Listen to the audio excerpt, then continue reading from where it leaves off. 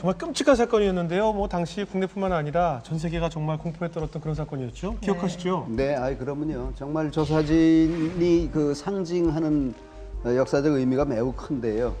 왜 그랬을까? 그리고 저 여인의 정체는 무엇일까? 심지어는 너무 예뻐서 사형을 시키지 않았다는 얘기까지 온갖 얘기들이 지금까지도 뭐 끊임없이 이어지고 있죠. 아무래도 그 칼기 폭파 사건 정말 대한민국이 큰 충격에 빠졌던 사건이잖아요. 네, 87년도에 그 미얀마 상공에서 그때 한 115명 정도를 태운 그 대한민국 칼기가 대한항공이죠. 대한항공 칼기가 흔적도 없이 이제 사라졌는데 그게 이제 공중에서 폭파됐다. 그때 이제 타고 있던 그 승객들의 대부분이 그 건설 노동자들이 많았어요. 그러니까 대기업에서 이제 그쪽 중동에 가서 이제 일을 하고 이제 왔다 갔다 교환하는 이제 그런 건설 노동자들이 굉장히 많아서 근데 이제 의문이 되게 많죠. 왜냐하면 이제 비행기는 흔적도 없이 사라졌는데 그 사망자들의 유물이라든가 유품이라든가 비행기 잔해라든가 이런 것들이 하나도 발견되지 않았고 그 다음에 이제 그 폭파범이라고 하는 애들이 어떻게 설치를 해서 본인들은 빠져나오고 비행기는 공중에서 터졌다는 것인지 그러고서는 그 폭파범인 김현희를 이제 바레인에서 잡아서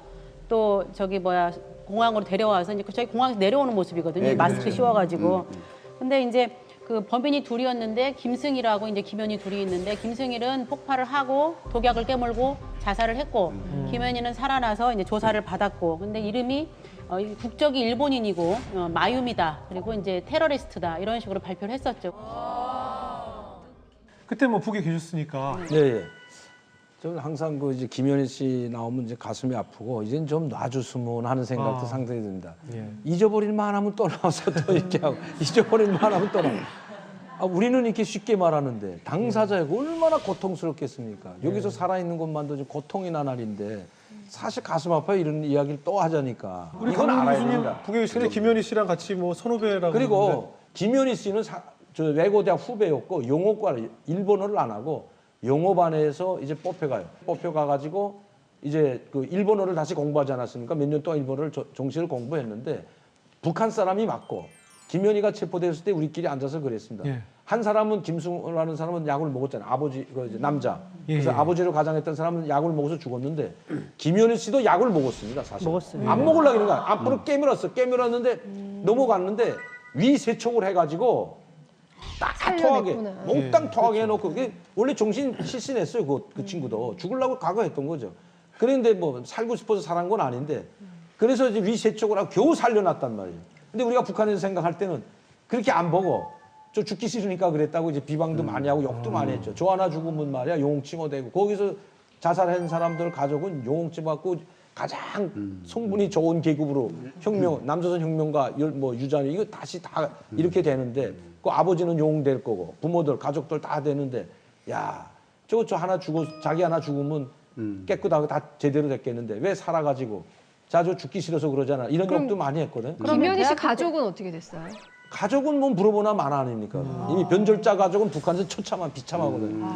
그런데 뭐 저도 여기 왔지만 사람 일이라는 건 한 채플 못 빼겠더라고요. 우리가 그러던 사람 여기 와서 뭐 한국으로 망명할 줄 뭐 누가 알았습니까? 솔직히 말씀드리면. 근데 이제 우리나라 사람들 입장에서는 일단은 항공기 테러 이런 것도 되게 새로웠고요. 두 번째로는 범인이 여자다. 근데 그것도 미인이다. 근데 또 북한이 아니고 일본 국적인데 사실 우리나라 사람들이 그때까지만 해도 테러리스트라는 말 자체를 잘 모를 때였어요. 네, 그리고 그때 그 시기가 87년도니까 그 전두환 정권에서 이제 노태우 그 직선제로 가는 그 시기였기 때문에 일부러 이제 이런 그 분위기를 고조시켜서 이 보수 쪽에서 이제 당선을 시키려고 그런 거를 했다. 이게 기획극이다. 이게 북한이 한 게 아니고 뭐 이런 식의 또 음모론이 아주 횡행을 했었죠. 음모론이 계속 나올 수밖에 없는 건요. 당시에 그 군사 정권을 믿지 못하는 그런 것도 있었지만 정부 발표가 그만큼 허술했다는 거예요. 발표가. 발표가 허술했고 또 김현희 씨의 증언이 앞뒤가 계속 틀렸습니다. 그러니까 뭐 재판정에서도 북한에서 사용하지 않는 말을 자꾸 쓴다거나 또 뭐 집 주소, 아버지 직업 다 틀렸다거나 그리고 뭐 이게 이런 음모론은 사실 유가족들이 제일 먼저 제기를 한 건데 유가족들은 억울하잖아요. 115명이나 사망했는데 시체가 단 한 곳도 나오지 않았고 유리품도 단 한 개 발견되지 않았고 책임진 사람은 없고 테러범이라고 하는 사람은 풀려나고 너무 자신들이 당혹스러운 거죠. 칼기 테러를 얘기하려면 우리 내 이제 의구심을 같이 얘기를 해야 될 거예요. 그러니까 자작극이다. 우리 정부의 자작. 이게 북한의 주장이잖아요. 그리고 내부에도 상당히 있었던 게 지금 말한 대로 도대체 북한이 얻을 게 뭐냐라는 회의에서 시작을 한 거예요. 그러니까 칼기 테러 하면 보수 정권이 유리할 텐데 북한이 그거 좋아할 리도 없다. 또 하나 그 83년도에 칼 007편이 미국 소련에 그 미사일 맞고 추락했거든요. 근데 그 비행기는 미사일 맞고도 10분을 날아갔어요.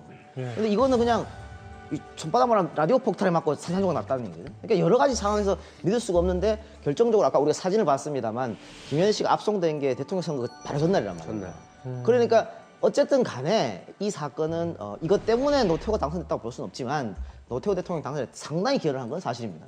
그렇기 때문에 이런 음모론이 끊임없이 계속해서 나오는 거예요. 근데 강명도 교수님은 그때 북한에 굉장히 최고위층에 있으셨잖아요. 그리고 조직부 이런 데 계셨으니까 뭐 아웅산이나 칼기나 이런 게 계획되고 어떻게 되는지를 조금 더 실제로 우리가 사실 그 뒤로도 별로 밝혀낸 게 없는데 그렇게까지 라디오 폭탄이 위력이 좋습니까?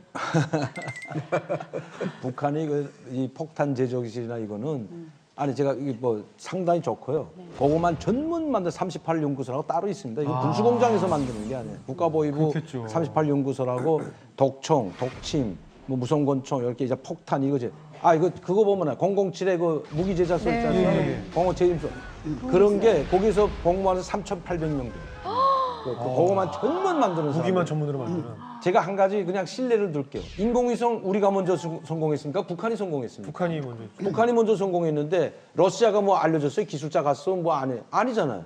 우린 3번 만에 겨우 러시아 기술 다 최고 인공위성 기술이 최고 기술이라는 러시아도 와서 2번 실패했는데 북한은 1번 실패하고 2번째 성공했습니다. 이거 우나 3호.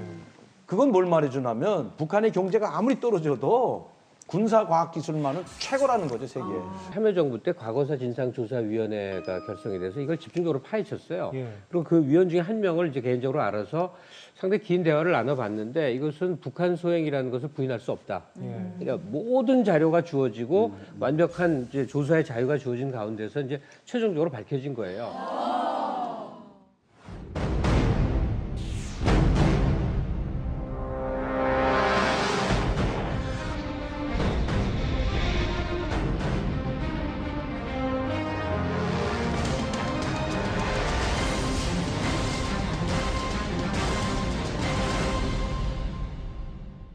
강명도 교수님 마침 나와 계시니까 뭐 여쭤보고 싶은 게 전두환 정권 시절에만 우선 아웅산 테러가 있었고요. 그다음에 이제 칼기 폭파가 있었잖아요. 그래서 이 아웅산과 칼기 테러가 어떻게 연결되는 일련의 작업인지 그런 것들을 좀 먼저 좀 여쭤보고 싶더라고요. 예. 아웅산 폭발로 이제 이야기를 말씀을 드리니까 이 아웅산 폭발이 사실은 김현 씨가 한 이보다 더 중요한 사건입니다. 이건 뭐 게임도 안 되는 거죠. 아웅산 폭발에서 만학시 그 특수부대 종찰총국 소속 아닙니까? 그때는 이 사람들이 성공했다면 이 남한이 오늘 없어질 수도 있었다는 거죠. 그러니까 북한의 대남 전략은 한국을 혼란시킨 상황에서 혼란됐을 때 자기네끼리 싸울 때 오부지리를 얻으려고 하는 것이 그때는 북한의 대남 전략이고 조카 통일 전략이었습니다. 이 사건이 성공하고 잡히지 않고 성공했다면 계속해서 테러가 있었습니다. 이거 지금 노출됐기 때문에 테러가 아니라 북한에서는 이거 하나로 끝내려고 했던 게 아니고 김포공항 테러 사건 아세요? 모르세요? 김포공항 앞에서 폭탄 터져가지고 휴지통에다 폭탄 넣어가지고 테러해가지고 있었지 않습니까? 계속해서 하려고 했던 거예요. 그러니까 한국이 혼란스럽게 만들어가지고 무서워서 오지 못하게 하려고 했던 것이 바로 북한의 전략이었습니다. 그게 맞는 말씀인 게 지금 칼기든 아웅산이든 80년대 초반 그러니까 국내적으로는 굉장히 평화스러운 시기에 무슨 뭐 위기감을 조성하려고 했던 그러니까 북한의 우리 대남 뭐 테러든 무슨 여러 가지 그런 그 소요들이 시도 때도 그러니까 앞으로도 그런 것을 우리가 경계를 해야 돼. 봄, 여름, 가을, 겨울이 없다고 보면 틀림없을 겁니다. 네, 강 교수님, 근데 그 천안함 사건에 대해서도 지금 여러 가지 얘기들이 많이 나오고 있는데 북한이 천안함 사건을 벌인 이유 뭐라고 보십니까? 사실 그 김대중 대통령 때부터 돌아가야 돼요. 김대중 대통령이 2009년인가 이제 이거 사망했잖아요. 우리 대통령은 사망했다 그래야 되는지 소거했다 서거라고 표현하는 게 맞죠. 아, 소거. 서거입니다. 그때 국제비서가 왔습니다. 국제부장하던 김용일이가 와가지고 조문단으로 오지 않았습니까? 조문단으로 왔지만 속셈은 이명박 대통령 만나는 게 속셈이었습니다. 그래서 실제 조문하고 끝나면 돌아가기 전에 청와대에다 연락을 해요. 만나겠다고. 그 이명박 대통령 만나지 않습니까? 만나가지고 그때 심도 있는 속에 있는 말을 다 하고 갑니다. 그 북한이. 우리가 옛날대로 돌아가자. 남과 북이 그 김대중 대통령 시절로 가자. 우리가 우리끼리 우리 민족끼리 장군님의 유언이 우리 민족끼리인데 우리 중국 믿지 않는다. 우리 한국하고 다시 우린 손잡고 이 하고 싶다. 경제협력 교류 다 하고 싶다. 이런 이야기를 하거든요. 그러면서 갈 때 그때 식량이 상당히 어려우니까 식량 지원을 부탁합니다. 근데 이명박 대통령이 그때 자기가 이렇게 알았어 뭐 30만 톤 줄게 이러질 않고 내가 뭐 혼자서 결정하고 식량 뭐 어디 여기서 결정할 수 없으니까 관계장관 부처에서 또 국민 여론도 다 있기 때문에 심의해가지고 그렇게 하도록 하겠다 하고 돌아가요. 아무것도 답변 받지 않고 돌아가셨으니까. 그리고 적십자사에서 뭘 발표하냐면 옥수수 2만 톤 발표합니다. 옥수수 2만, 이건 사실에 옥수수 2만 톤 주겠다고 발표하니까 북한에서 안 받아요. 아니 사실 뭐 고지도 이 밥 주다가 강내 밥 주면 내가 고지냐 그래요.